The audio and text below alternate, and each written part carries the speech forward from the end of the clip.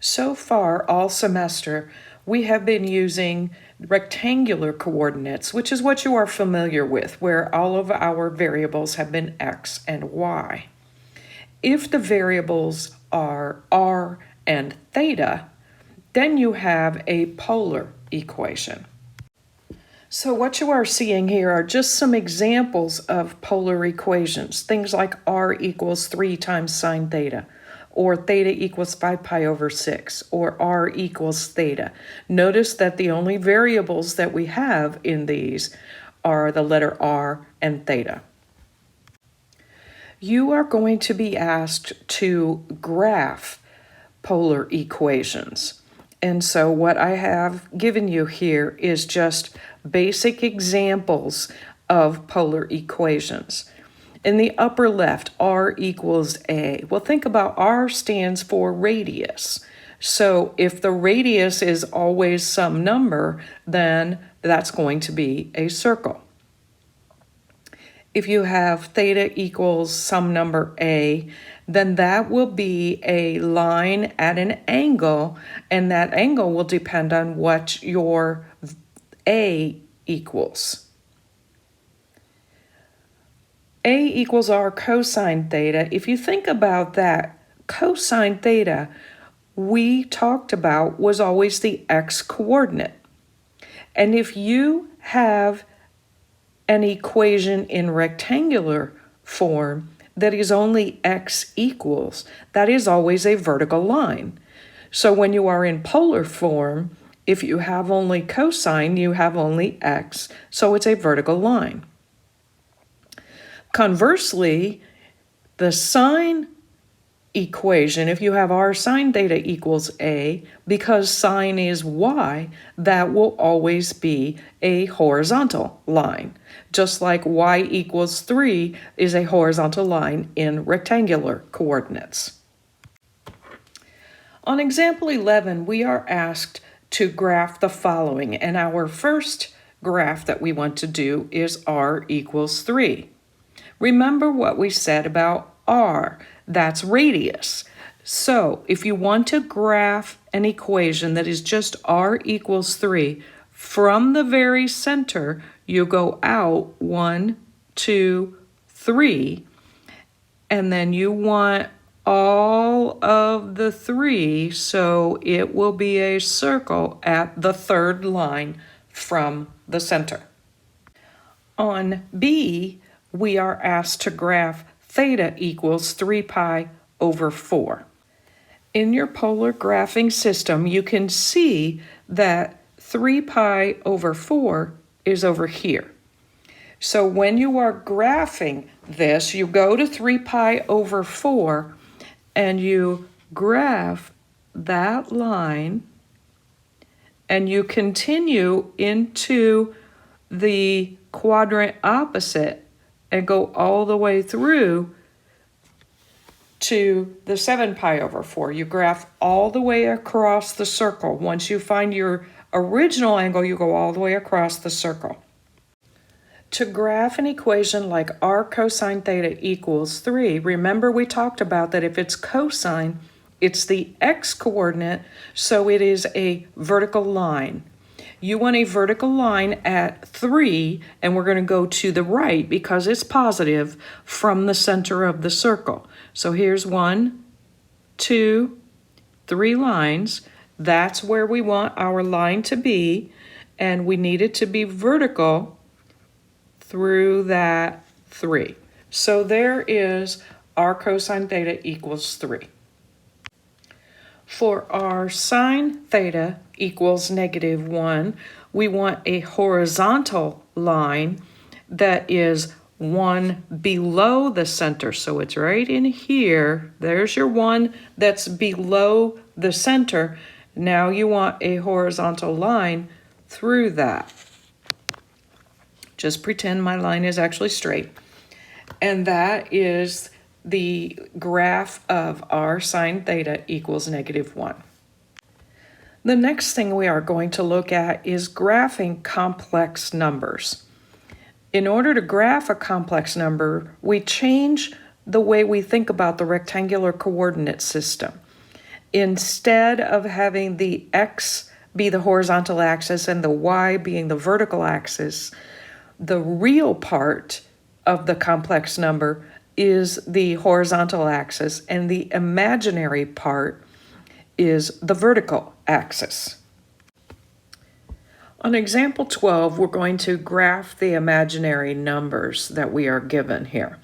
It's probably been a little while since you dealt with complex numbers, so let's do a little bit of a refresher here.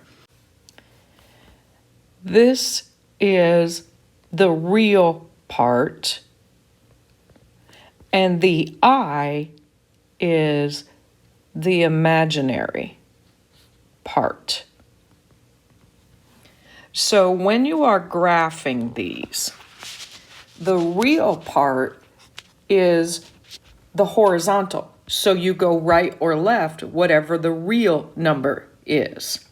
The vertical is the imaginary part. So you go up or down the imaginary value. So point A, because the real part is 4, we're going to go right 4. The imaginary part is I, which is just one I, so you go up 1. So that is point A.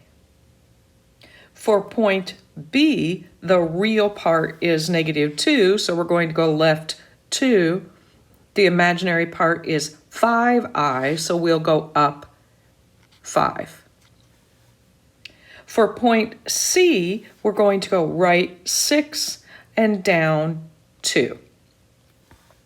It's important to know where complex numbers lie because we are going to be converting between trigonometric numbers and complex numbers. And so you have to know what quadrant the numbers lie in.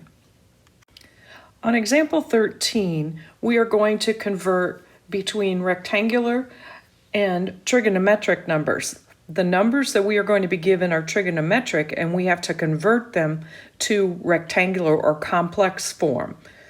So when we look at numbers like a, 2 times the quantity of the cosine of 300 plus I times the sine of 300. Our unit circle is going to come back into play, and we are just going to substitute the sine and the cosine of 300 in those parentheses.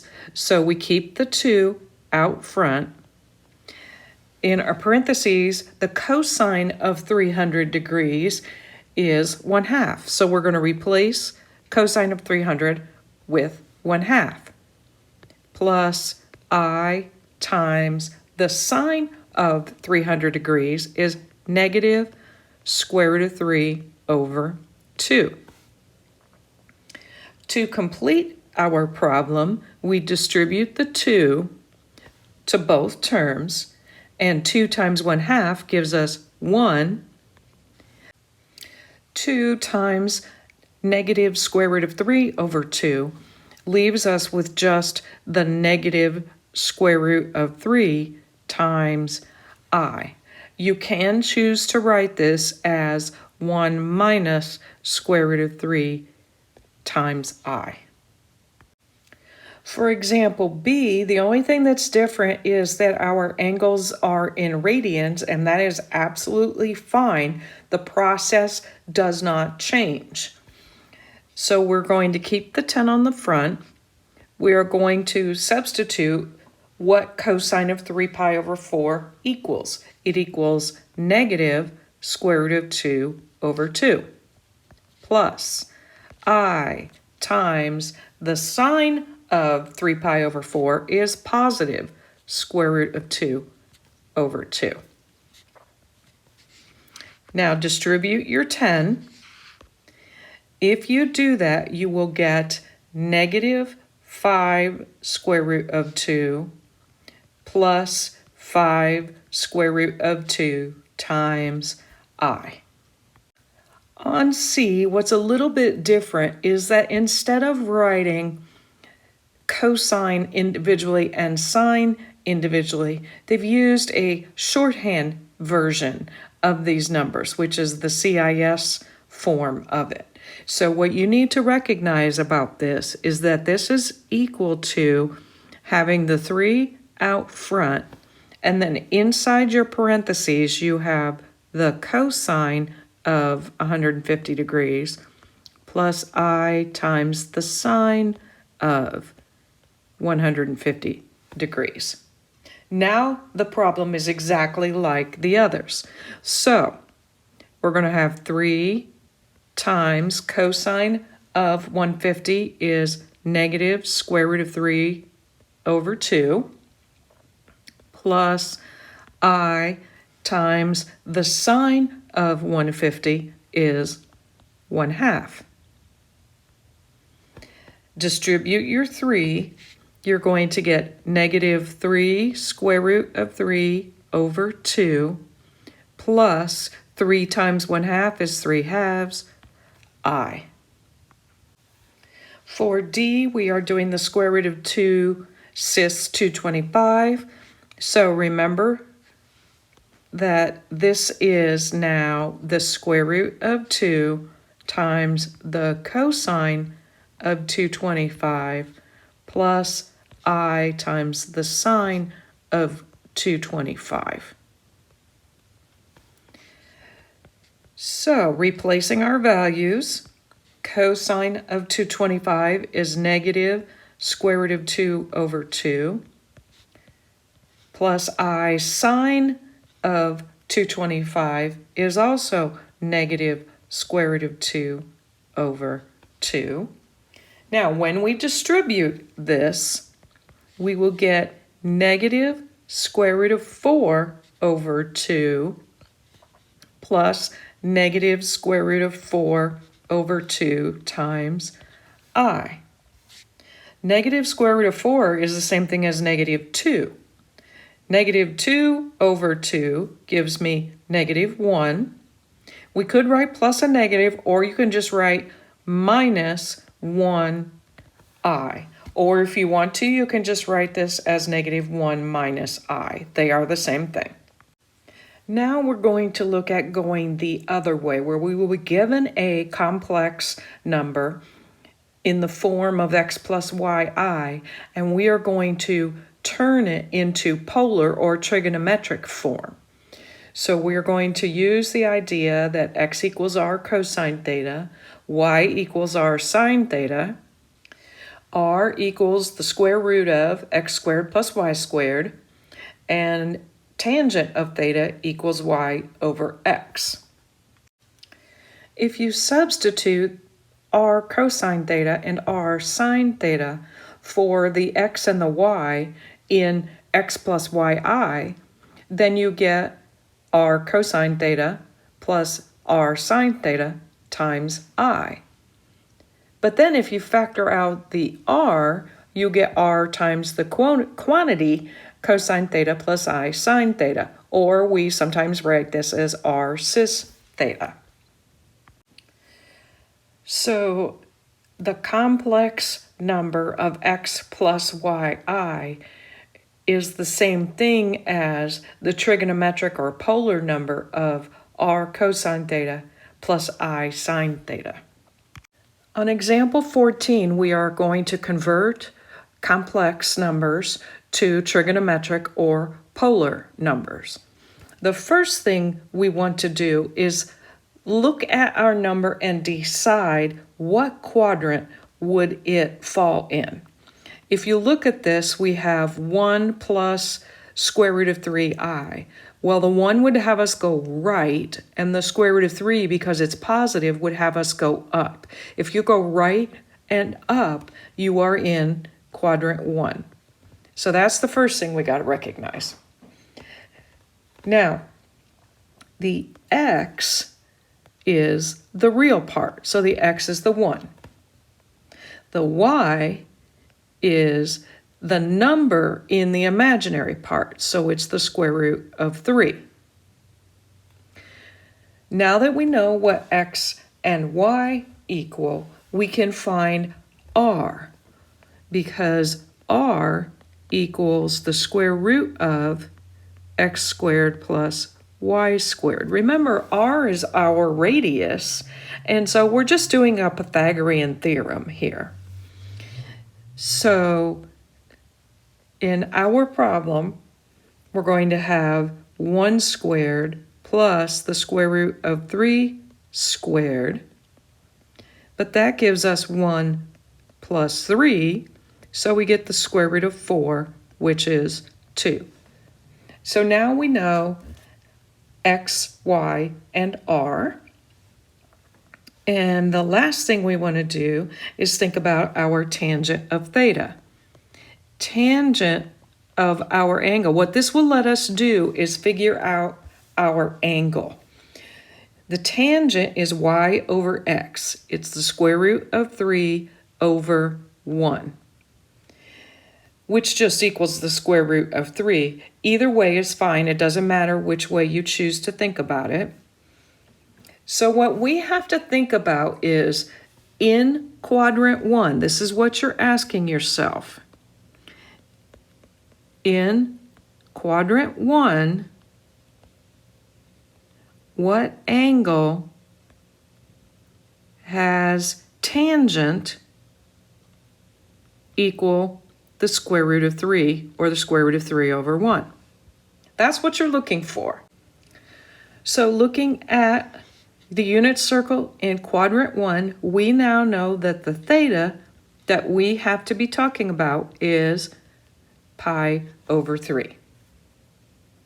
Now that we know theta and we know r, we are ready to go to trigonometric form.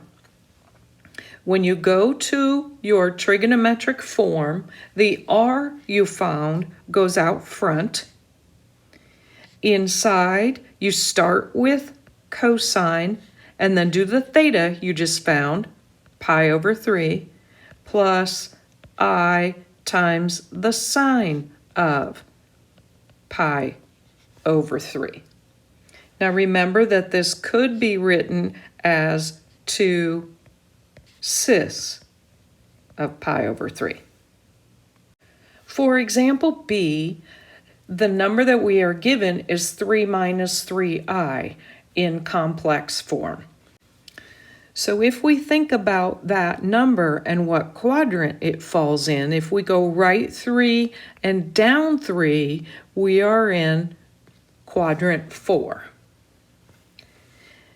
Our x value is 3. Our y value is negative 3. We need this so that we can find r. r is the square root of x, 3 squared, plus y, negative 3 squared. We're going to have the square root of 9 plus 9, which gives us the square root of 18. And then we need to simplify that. That becomes 3 square root of 2. For our theta, the tangent of our theta is y over x, so we're going to put negative 3 over positive 3, so our tangent is negative 1. We want to know, in quadrant 4, what angle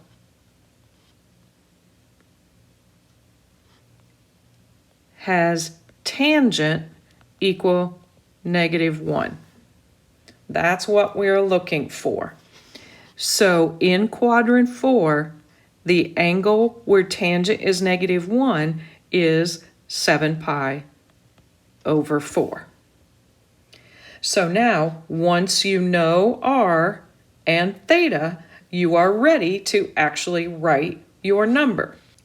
This means that the trig version of this number would be 3 square root of 2 times cosine of the angle, 7 pi over 4, plus I times the sine of the angle, 7 pi over 4.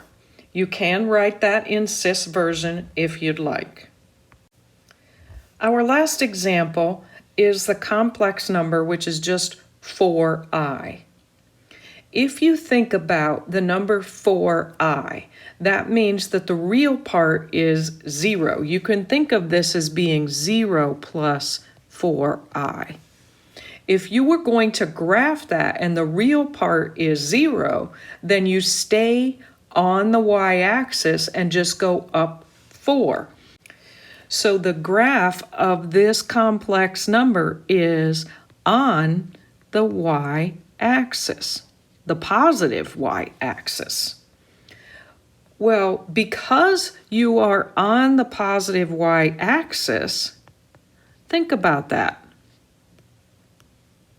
What angle is on the positive y-axis? That angle has to be pi over 2. There's no choice. There's no figuring on this one as to what angle it's going to be. We do need to find r. Our x is 0, our y is 4, so r is the square root of 0 squared plus 4 squared, which is the square root of 16, which is 4. So the trig version of this number would be 4 times cosine of pi over 2 plus I times the sine of pi over 2. The next thing we are going to look at is multiplying trigonometric numbers.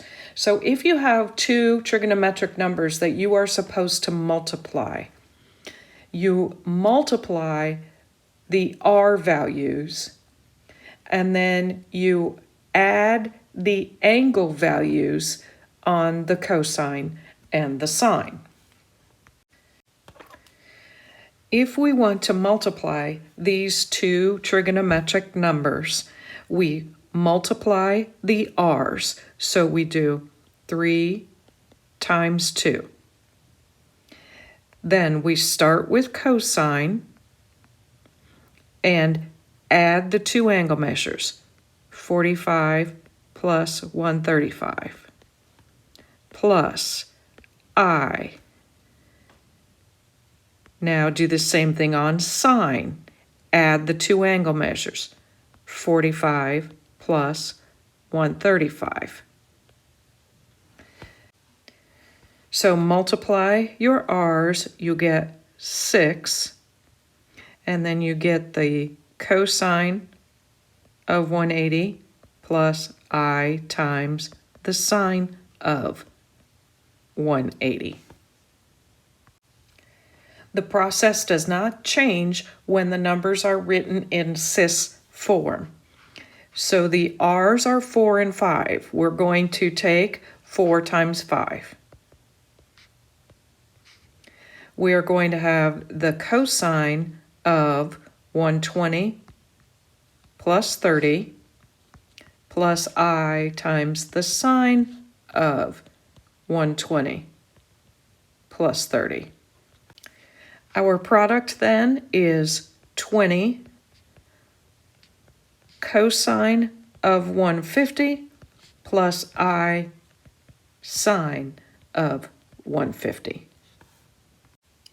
When you are dividing two trigonometric numbers, you do the quotient of the r's. Take r1 divided by r2, and then you subtract the angle measures for the cosine and the sine. For example 16, we are going to find the quotients, and then we are given two trigonometric numbers. Our process is to take the two r's, so we're going to take 10 divided by 5. You divide the two r's. In your brackets, you are going to do the cosine of negative 60 minus 150 plus I times the sine of negative 60 minus 150. So our quotient then is 2 times the cosine of negative 210. And we're just putting parentheses around the negative 210 for readability purposes. Plus I sine of negative 210. Doing the quotient on these two numbers, we will take our 127 divided by R2 of 9. Then we will have the cosine of 45 minus negative 180 plus I times the sine of 45 minus negative 180. 27 divided by 9 is 3. Cosine, add those angles, you will get 225 plus I times the sine of 225.